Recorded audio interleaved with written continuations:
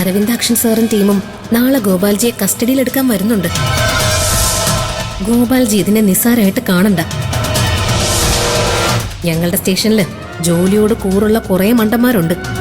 അവരെല്ലാവരും ഗോപാൽജിയെ അറസ്റ്റ് ചെയ്യാനുള്ള ആവേശത്തിലാ. എന്തുപറ്റി ഗോപാലേട്ടാ? എന്തെങ്കിലും ടെൻഷനുണ്ടോ? ബാറില് മായം ചേർത്ത മദ്യം കുടിച്ച് ഒരുത്തൻ മരിച്ചു.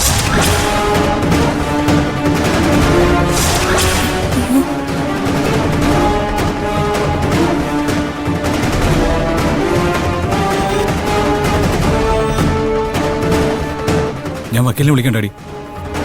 ഏയ്, അതിനൊന്നും സമയമില്ല. പോലീസ് ഇങ്ങോട്ട് വന്നോണ്ടിരിക്കുക. അയ്യോ, ഏത് നിമിഷവും അവരിവിടെ എത്തി എന്നെ അറസ്റ്റ് ചെയ്യാൻ സാധ്യതയുണ്ട്.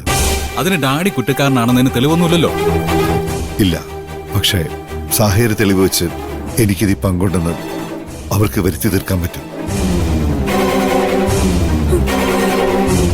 ഞാൻ നമ്മുടെ ആളുകളൊക്കെ വിളിച്ചു കൂട്ടാം. അവരെ നമുക്ക് കായികമായിട്ട് നേരിടാം. മണ്ടത്തരം പറയാതെ മോളെ. ഇവിടെ ഒന്നും തള്ളും സംഭവിച്ച പോലീസുകാരെ സഹായിക്കാനെങ്ങാനും നാട്ടുകാരിറങ്ങിയാലുള്ള അവസ്ഥ ആലോചിച്ച് നോക്കും.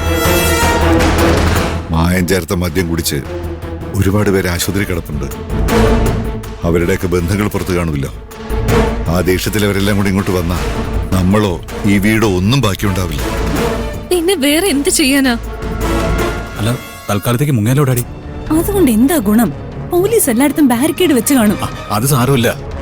തൽക്കാലം കുറച്ച് നാളത്തേക്ക് മാറി നിൽക്കാൻ പറ്റുന്ന ഏതെങ്കിലും ഒരു സ്ഥലത്തേക്ക് പോയാൽ മതി. അത് കഴിഞ്ഞാൽ പിന്നെ നമുക്ക് നോക്കാം. നീ എന്റെ കാറിന്റെ താക്കോലും കിടക്കുക.